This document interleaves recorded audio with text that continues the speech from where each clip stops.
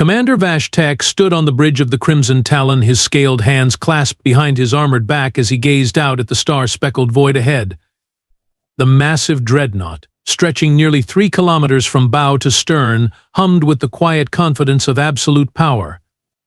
Behind him, his bridge crew worked in reverent silence, their clawed fingers dancing across holographic displays that painted the darkness in shades of tactical blue and hostile red. Status report. Vash'tak growled, his voice carrying the natural menace that had made the Korthak Empire the undisputed rulers of 17 star systems. His scarred face, a testament to countless battles on worlds that would kill lesser species in minutes, reflected the cold light of distant stars. Approaching the Sol System commander, reported Navigation Officer Klexin, her tone crisp with military precision. Long-range sensors confirm a G-type star with multiple planetary bodies. The third planet shows signs of primitive civilization. Vash'tak allowed himself a predatory smile that revealed rows of razor-sharp teeth. Another backwater world, another species that would soon learn to bow before the might of the Korthak Empire. His people had conquered ice worlds where the atmosphere froze solid, desert planets where metal melted in the shade, and toxic hellscapes where the very air could dissolve bone. They were the apex predators of the galaxy, the only true Deathworlders, forged in the fires of a world so hostile that it had taken them millennia just to leave their caves.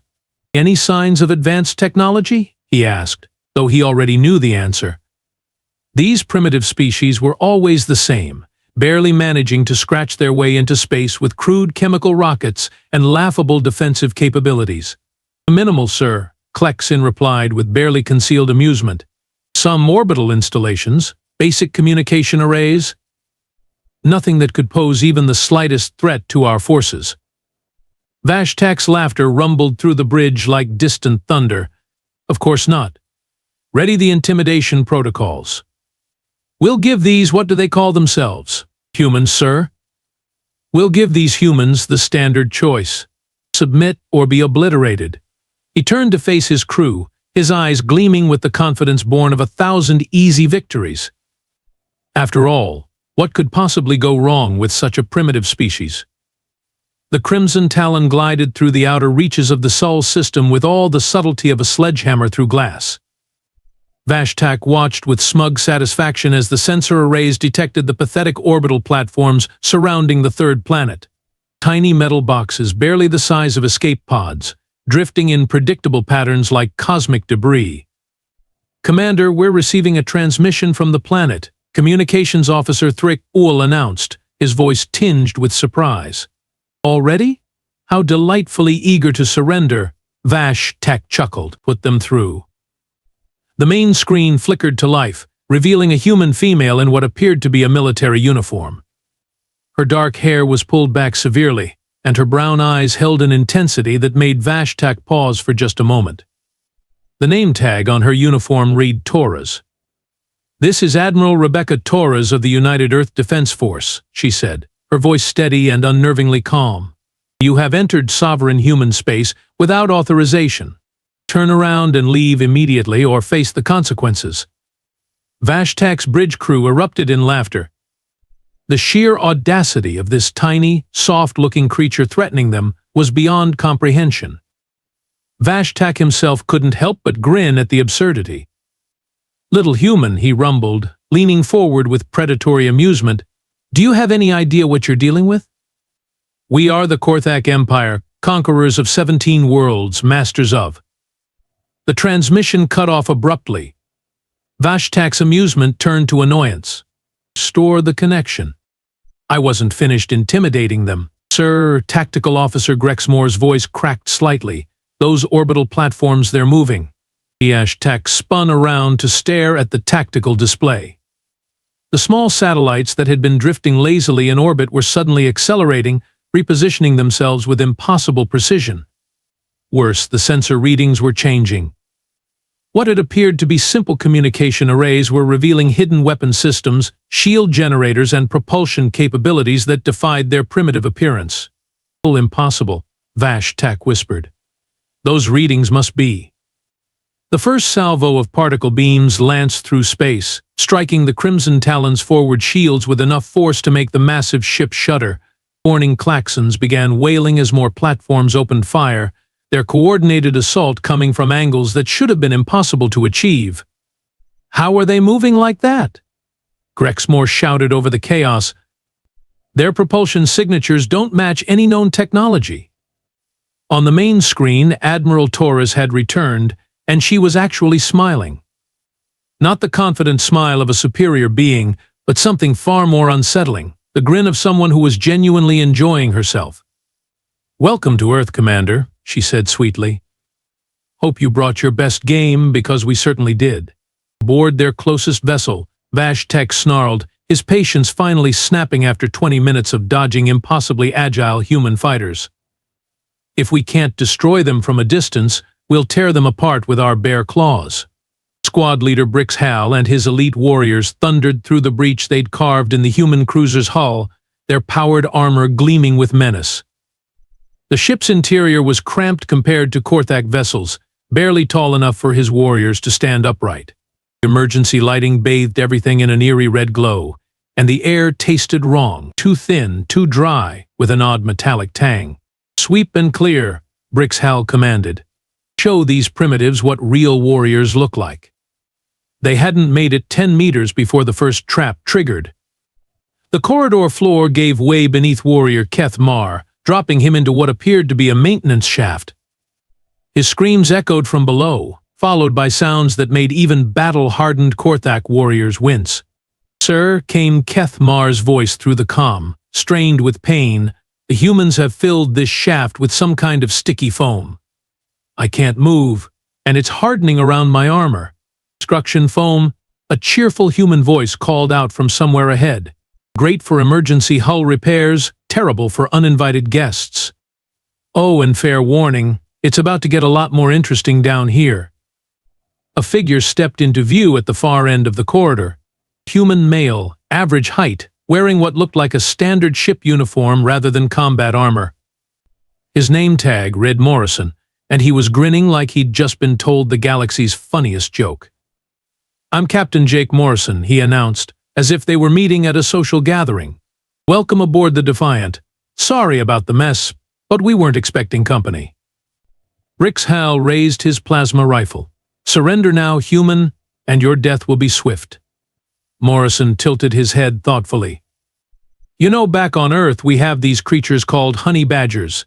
Nasty little things, completely fearless, absolutely refuse to give up no matter what tries to eat them."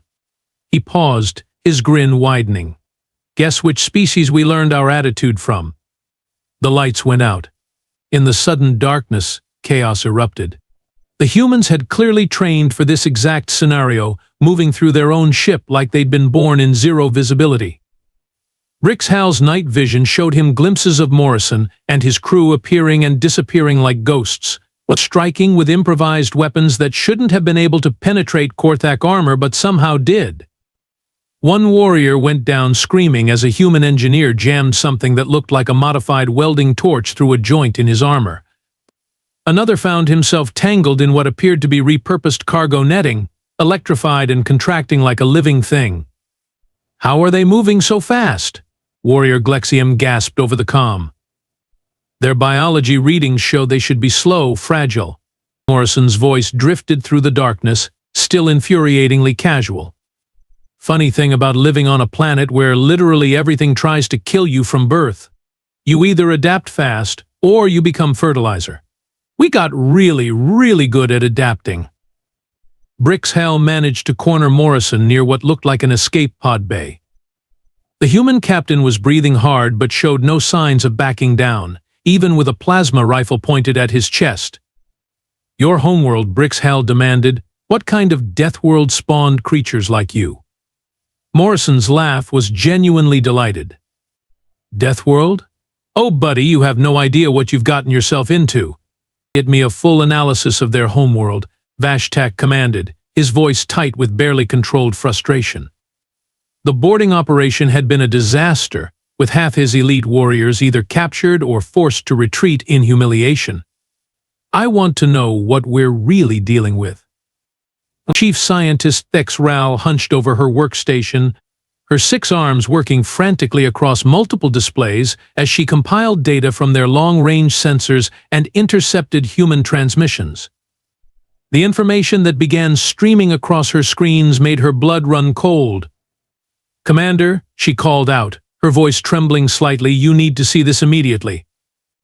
Vash'tak stormed over to her station, expecting to find confirmation of his assumptions about primitive conditions. Instead, he found himself staring at readings that made no sense. "These numbers must be wrong," he growled. "Run the analysis again." "I've run it 17 times, sir," Thexral replied, her voice growing smaller with each word. "The data is accurate. Earth's surface gravity is 12% higher than our homeworld.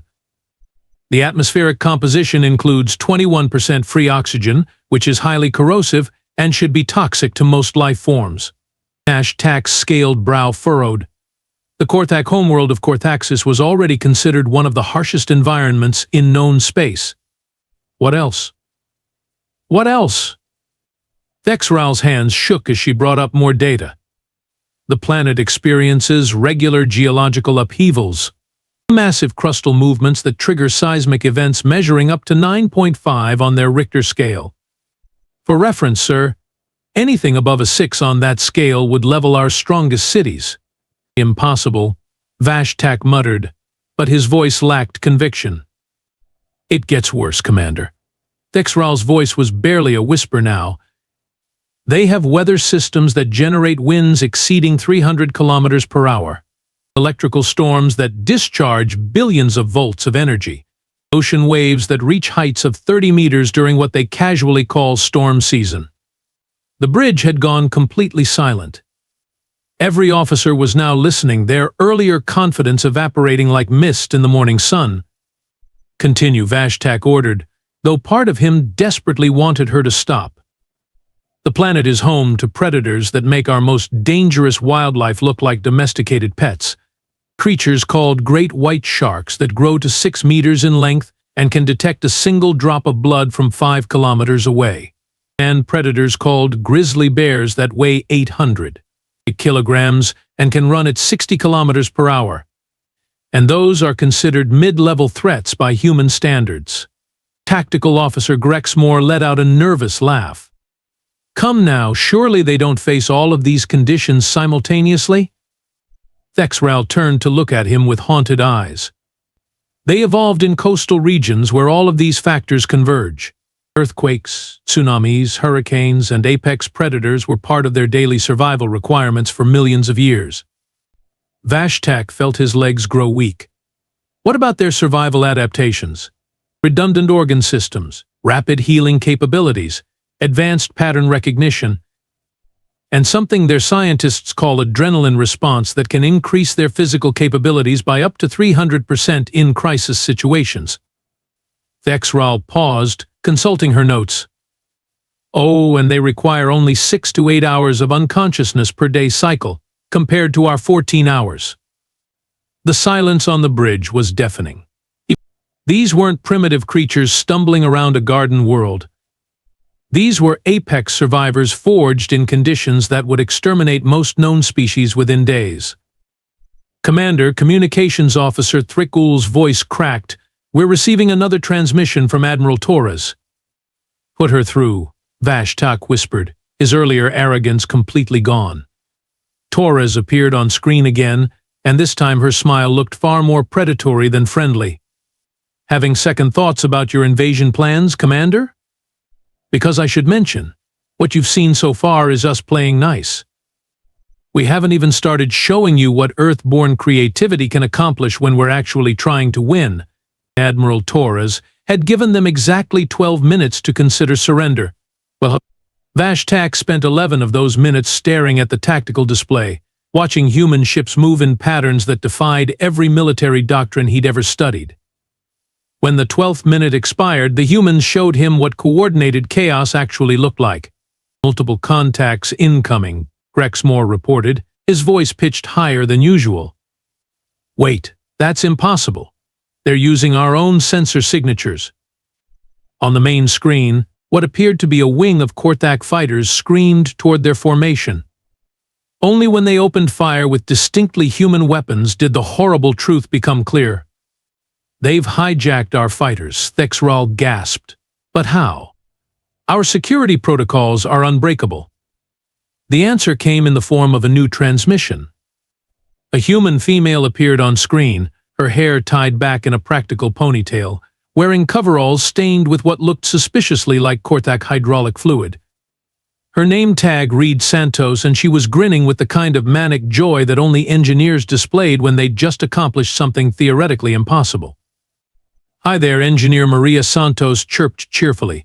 "Yes, thanks for leaving your fighters unattended. Really nice tech you've got here, though the user interface could use some work. Hope you don't mind, but we've made a few improvements." As if to emphasize her point, one of the captured fighters executed a maneuver that should have torn it apart under G-forces, but instead performed a perfect barrel roll while maintaining target lock on the Crimson Talon. "Impossible," Vash'tak muttered. "Those fighters can't handle those stresses." Santos tilted her head with mock sympathy. "Oh, that's the beautiful thing about human engineering philosophy. If something can't handle the stress, you don't give up. You figure out how to distribute the load differently. A little creative rewiring, some redistributed power flow, and voila. Your hardware, our software, much better results." The human assault was unlike anything in Korthak military experience. Instead of the orderly formations and predictable tactics they expected, the humans attacked from 17 different angles simultaneously, using captured Korthak vessels to create friendly fire situations and deploying what appeared to be modified mining equipment as improvised weapons. Sir Grexmore called out, "We're losing structural integrity on decks 7 through 12. The humans are using some kind of sonic weapon that's matching our hull resonance frequency." "Construction tools," Santos explained helpfully from the screen. "Ultrasonic welders work great for ship repair. Turn up the amplitude and frequency modulation, and they work even better for ship unrepairing." But what truly shook Vash'tak wasn't the tactical brilliance or technological adaptation. It was what happened when Warrior Zephrak's boarding pod was damaged during the fighting, leaving him drifting helplessly in space with failing life support. Lieutenant Commander Alex Reeves broke formation without orders, his fighter diving toward the disabled pod. The human pilot's ship took heavy fire as he extended his craft's emergency docking clamps to the Korthak escape pod. "What is he doing?"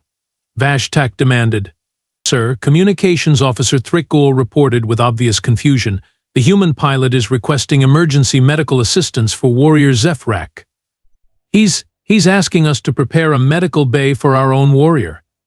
Vash'tak watched in stunned silence as Reeves guided the damaged pod to safety, his own ship taking critical damage in the process.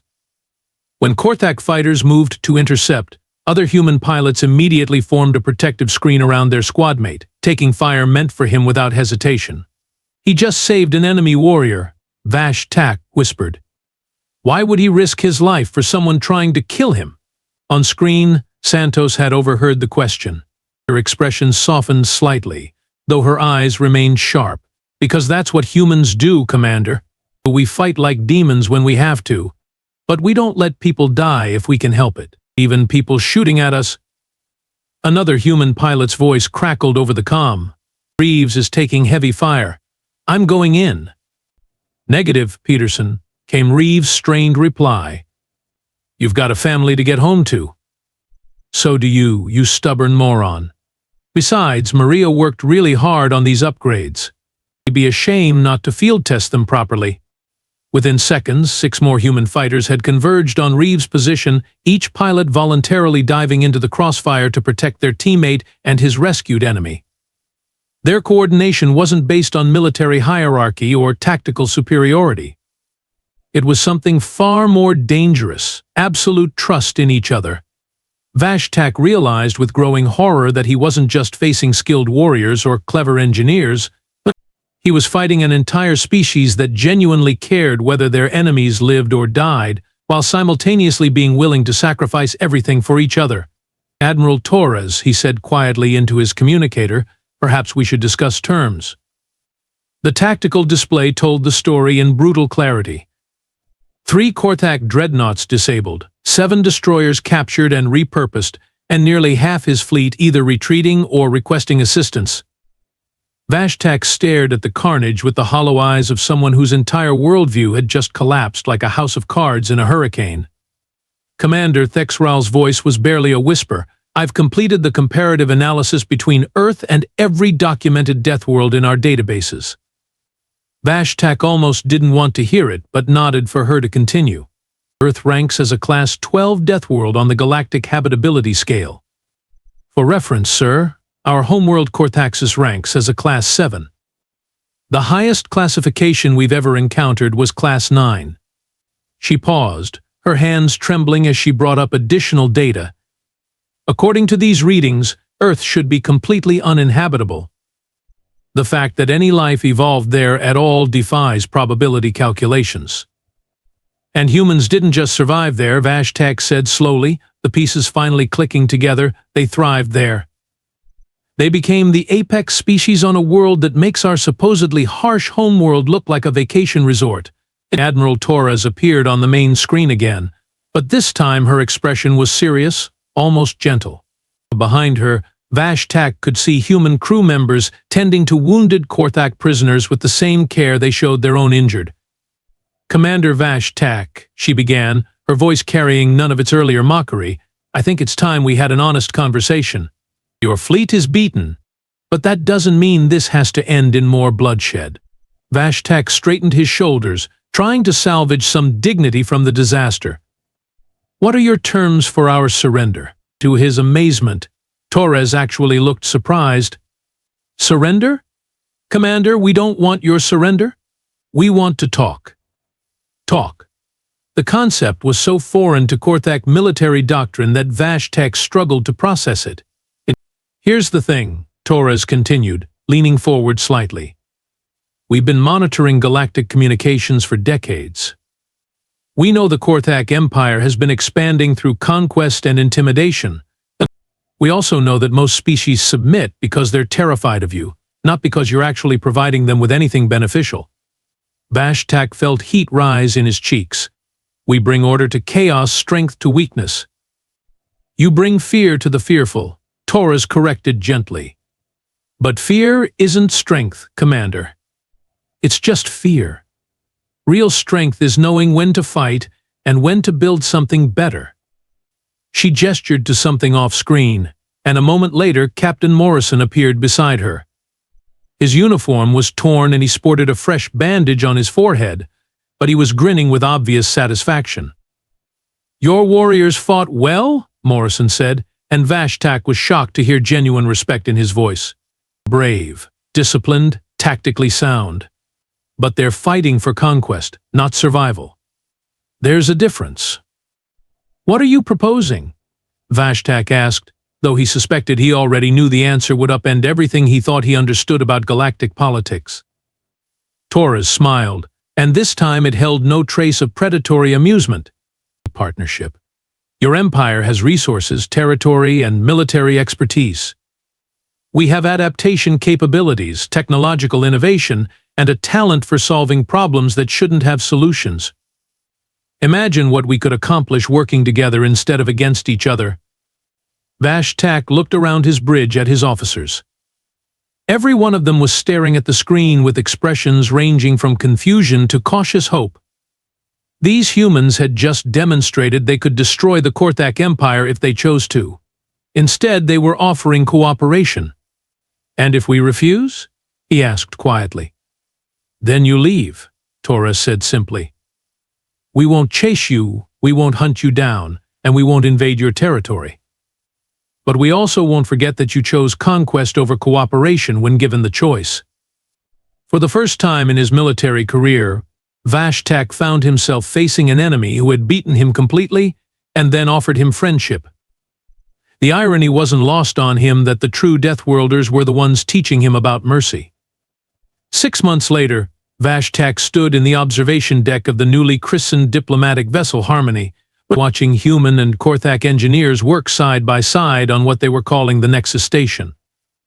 The massive orbital platform would serve as the first joint headquarters for the Terran-Korthak Alliance, a partnership that had already begun reshaping galactic politics. "Still can't believe we're doing this voluntarily," muttered Chief Engineer Santos as she floated past in zero gravity, somehow managing to look completely at home while simultaneously welding, eating a sandwich, and arguing with a Korthak technician about power coupling efficiency. Vash'tak had to suppress a laugh. In 6 months of working with humans, he'd learned that they treated impossible situations the same way they treated minor inconveniences, as puzzles to be solved rather than obstacles to be endured. Commander Thexral approached, her arms full of data tablets. "The Voldorian conflict has been resolved." Ambassador Torres convinced both sides to try her pizza diplomacy approach. Pizza diplomacy? Vash'tak raised an eyebrow. "Apparently, it's difficult to maintain territorial disputes when you're sharing food and arguing about topping preferences. The Voldorians have agreed to a resource-sharing treaty over lunch." Vash'tak shook his head in amazement. 3 different Korthak military campaigns had failed to resolve the Valdorian situation. Torres had ended a century-long conflict with carbohydrates and cheese. The communication panel chimed, and Admiral Torres appeared on screen from the surface of Kepler 442 billion. She was mediating another dispute between mining corporations and indigenous populations.